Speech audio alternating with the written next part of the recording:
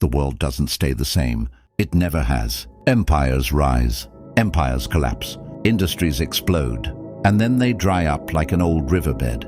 And the men who win, the men who dominate every era, they are the men with perspicacity. Perspicacity is the ability to see what others don't see, to notice the shift before the crowd even realizes the ground beneath their feet is moving.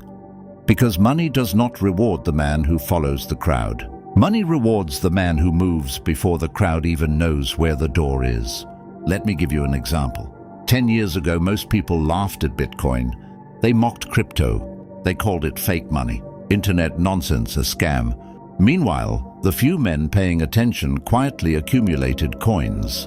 While the masses were busy laughing, those early adopters were building fortunes.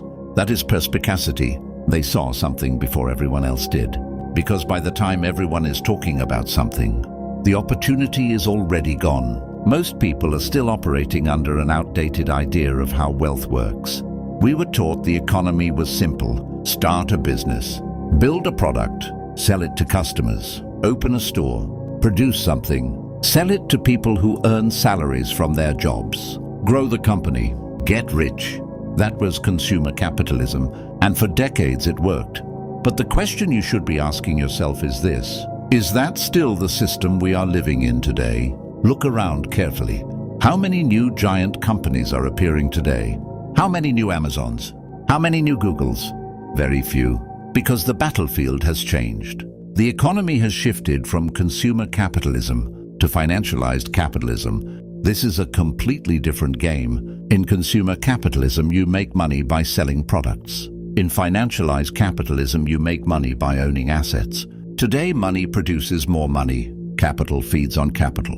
Instead of creating businesses, people invest in them. Think about it. If you give a smart, informed individual $100,000 today, do they try to launch an Amazon competitor? Do they try to compete with global logistics networks and trillion-dollar infrastructure?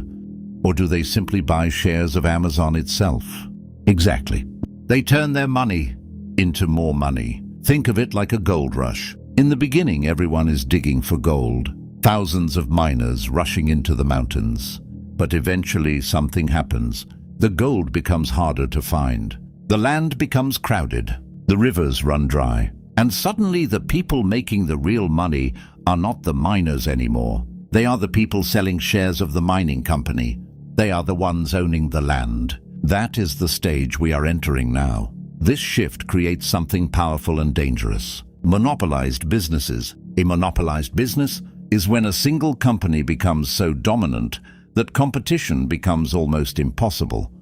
Not because competitors are banned, but because the system itself protects the giant. It's like trying to open a lemonade stand next to a massive dam. The dam controls the water, and if someone controls the water, everyone downstream depends on them. Look at the modern world. Search the internet. You go to Google, online shopping. You go to Amazon.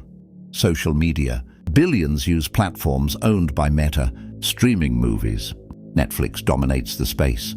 Ride-sharing. Uber controls the network. These companies are not just businesses. They are ecosystems. They absorb markets. They build infrastructure so powerful that competing against them becomes like trying to challenge gravity. This is why fewer people are building giant companies today, because everyone understands something important. If you are informed, you do not try to recreate the empire. You buy a piece of it. Instead of building the castle, you buy ownership of the castle. Money becomes ownership. Ownership becomes power. And this brings us back to perspicacity, because every economic era eventually shifts. The winners are always the same type of people, the observers, the ones paying attention, the ones noticing patterns while everyone else is distracted. When everyone finally understands an opportunity, it is already too late. Real wealth is created before the crowd arrives. So the real question is not what worked yesterday. The real question is simple. What shift is happening right now that most people still cannot see?